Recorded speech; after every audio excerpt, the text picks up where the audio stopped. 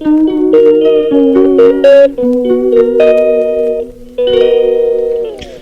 Hello नमस्कार, कसं आहे सगळे? तर गुड मॉर्निंग. आणि रोजच्याचप्रमाणे डेली रुटीन व्लॉग आलेला आहे किचनमधील, आणि घरात मी कशी काय काय काम करते ते. एरवी तुम्ही रोज माझं डेली रुटीन किचनमधील सगळं बघताय, तर आज म्हटलं वेगळं काहीतरी जरा ॲड करू म्हणून व्हिडिओमध्ये नवीन ॲड केलं आहे. तुम्ही पुढे बघू शकता. तर भेंडी आणली होती बाजारातनं, 2 दिवस झाले आणि तशीच होती.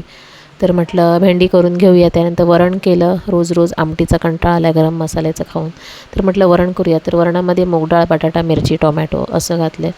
फोडणीला जिरा, मोहरी, कढीपत्ता आणि थोडंसं हिंग एवढं टाकलं आहे. त्यानंतर भेंडी चिरून घेतली. भेंडीची तयारी सगळी झालेली आहे. कांदा उभा चिरून भेंडीची भाजी करून बघा, मस्त लागते. तर भेंडी बघा मी आडवी चिरून घेतली, रेग्युलर चिरून घेतात तसं, आणि उभा कांदा चिरला आहे. त्यानंतर तेल घातले, मोहरी, जिरं, कढीपत्ता, आणि त्याच्या आधी तेल टाकलं आहे. आणि हे सगळं जरा 1 मिनटं फोडणी झाल्यानंतर कांदा टाकला आहे. कांदा व्यवस्थित जरा लालसर होईपर्यंत भाजला आहे. आणि त्यानंतर हळद टाकली आहे, मिरची पण घातली आहे. पहिली फोडणी दिली त्यावेळी, कारण मसाल्याचा कंटाळा येतो, कारण मसाल्याचं रोजच होतं आहे गरम मसाल्यांचं. तर म्हटलं रोज एवढं खाण्यापेक्षा जरा मिरचीचं करून बघूया.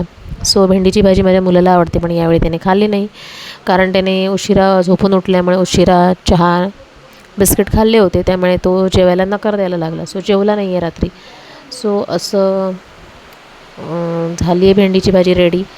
तर भेंडीची भाजी वाफेवर शिजवून घेतली आहे, आणि त्यानंतर खोबरं शिवरून घेतलं आहे, त्यावर खोबरं टाकलं आहे.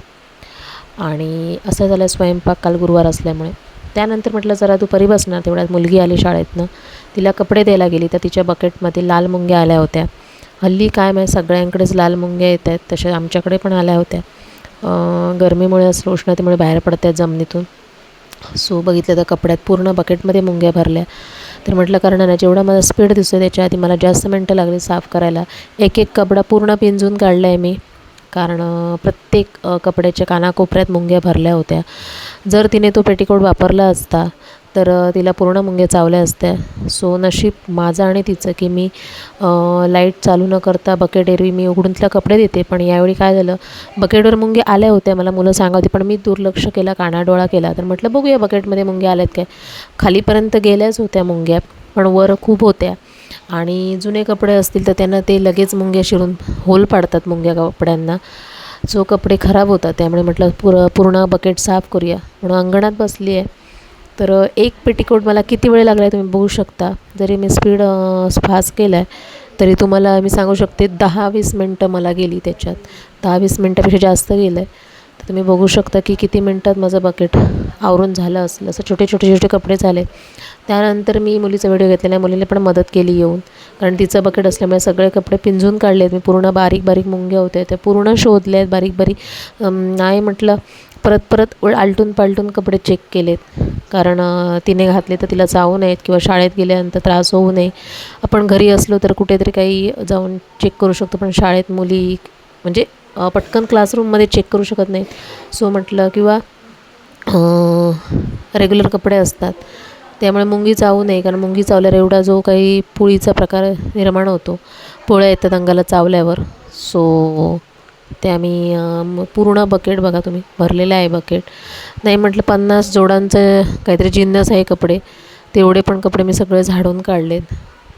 नवीन कपडे आहेत तिचे सगळे मी कपाटात ठेवले, आणि जे काही रेग्युलर यूज करते ते सगळे मी तिचे बकेटमध्ये ठेवते. हे बकेट मी जेव्हा झाली होती ती 2019मध्ये घेतलं होतं, आणि अजून बकेट चांगलं आहे. तर तुम्ही बघू शकता मुंग्या किती कशा आणि कपड्यांना आल्या होत्या. बकेट तर पूर्ण स्वच्छ आहे, पण कशामुळे आल्या काय माहीत. तर काय कळेना मला कशामुळे. बघा तुम्ही बघू शकता मुंग्या किती फास्ट चालत आहेत आणि किती छोट्या आहेत मुंग्या. या मुंग्या जरा चावल्या ना तरी लगेच पुळी येते मोठी जाड असं. त्यामुळे बकेट पूर्ण साफ करून झाले. तर म्हटलं रूमची जरा साफसफाई केलीच नव्हती, 15-20 दिवस झालेत. कांदे सुकत घातले होते, बटाटे पण आहेत.